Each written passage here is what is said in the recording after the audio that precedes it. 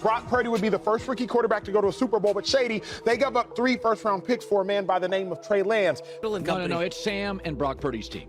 What are we doing with Lance? Don't you feel bad for him? Matt made a stir last week by saying that Sam Darnold may be the most talented thrower of the football the 49ers ever had. It's funny because every time we talk about San Francisco in the quarterback position, they feel like we're doing this. The San Francisco 49ers are probably going to win the NFC West again and have a roster that is built to play in February. But there is one big question: quarterback. Things probably couldn't have gone much worse behind center last season for the 49ers. Trey Lance was the starter week 1 and had a lot of high hopes. That was until he suffered a broken ankle in week 2. Jimmy Garoppolo took over for him and looked good. Then he suffered a broken foot in week 13. After having a quarterback controversy in the offseason, neither Lance or Garoppolo were available. That left rookie Mr. Irrelevant Brock Purdy, who against all odds helped San Francisco to the NFC Championship. The San Francisco 49ers held the final pick at the 2022 draft and used it on Brock Purdy, making him Mr. Irrelevant. Purdy was a 4-year starter at Iowa State, where he was named All Big 12 3 times and had 81 touchdowns to 33 interceptions. Purdy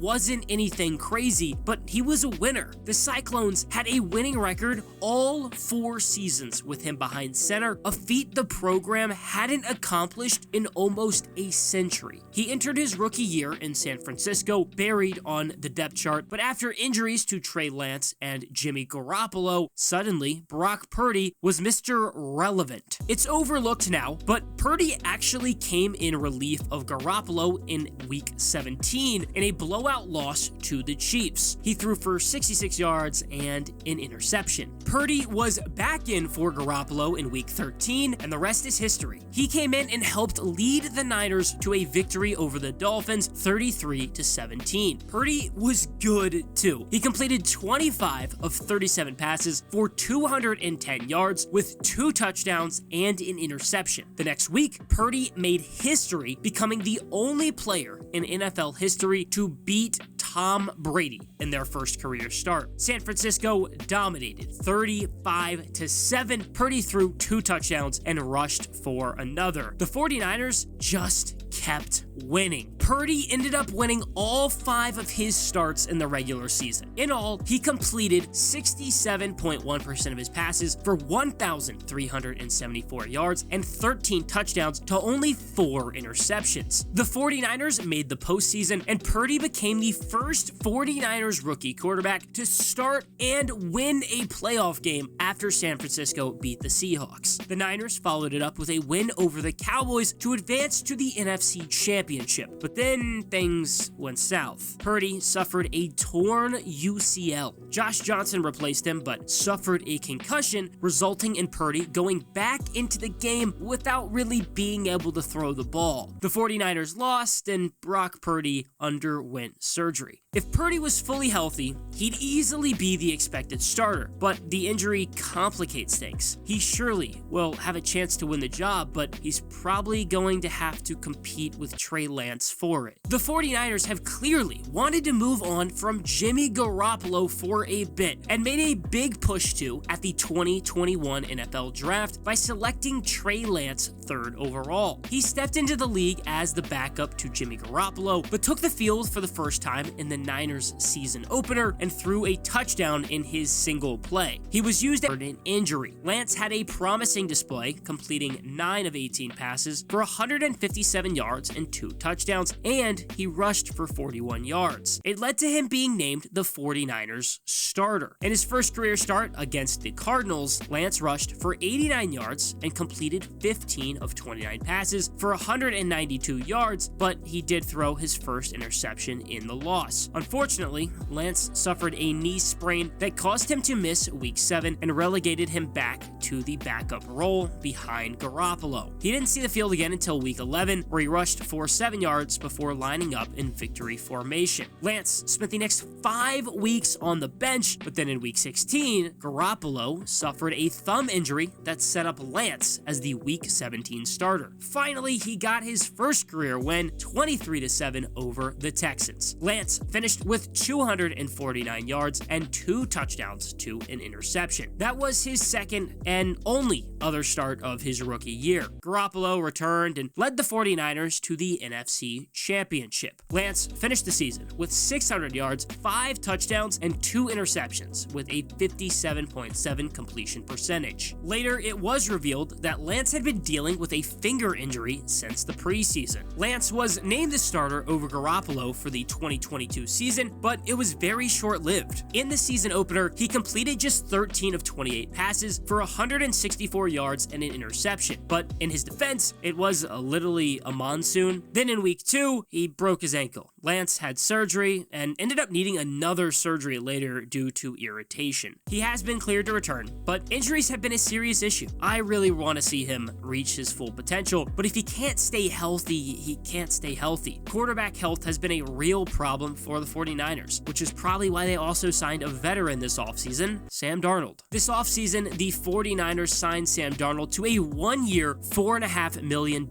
contract. He surely isn't as sexy of a name as Brock Purdy or Trey Lance at this point of his career, but he is a vet. He spent the last 2 years in Carolina, who traded 3 picks to get him. Darnold was the Panthers' Week 1 starter in 2021, but he wasn't very good. He ended up playing in 12 games and completed 59.9% of his passes with 2,500 yards and 9 touchdowns to 13 interceptions. Carolina decided they still needed an upgrade at quarterback, so they traded for Baker Mayfield, but Darnold did still get 6 starts last season and was pretty solid with over 1,000 yards and 7 touchdowns to 3 interceptions. That was enough to earn him another chance to compete for a starting job in San Francisco, but by every metric, he is a bust. The Jets took him 3rd overall in 2018, and arguably his best 2 seasons in the league came in his first 2 years. He played in 26 games over the span, throwing for 5,889 yards and 36 touchdowns to 28 interceptions. He needed to make a jump in year 3, but he didn't. He had 9 touchdowns and 11 interceptions in 12 games. The Jets had seen enough, and now Sam Darnold is on his 3rd team in 4 years. But at the very least, he will have a shot to prove himself in camp. Regardless of who is behind center this season, the starting quarterback will have a lot of weapons to work with. The 49ers have a really good 1-2 punch at wide receiver. Deebo Samuel is coming off of a down year where he missed some time with a high ankle sprain, but he was on a different level in 2021. He had 1,400 yards and 6 touchdowns and 365 yards and 8 touchdowns rushing. Brandon Ayuk ended up being the 49ers' top receiver last year. He had over 1,000 yards for the first time and scored 8 touchdowns. Ayuk is just a wildly underrated player, and in my opinion, he's a true number 1 talent. Tight end George Kittle led the team with 11 touchdowns and had 765 yards. He just is one of the best in the game at his position, and the same goes for fullback Kyle Juszczyk and running back Christian McCaffrey, who the Niners traded for last year. He was a difference maker in San Francisco. In only 11 games with the team, he had over 1,200 yards from scrimmage and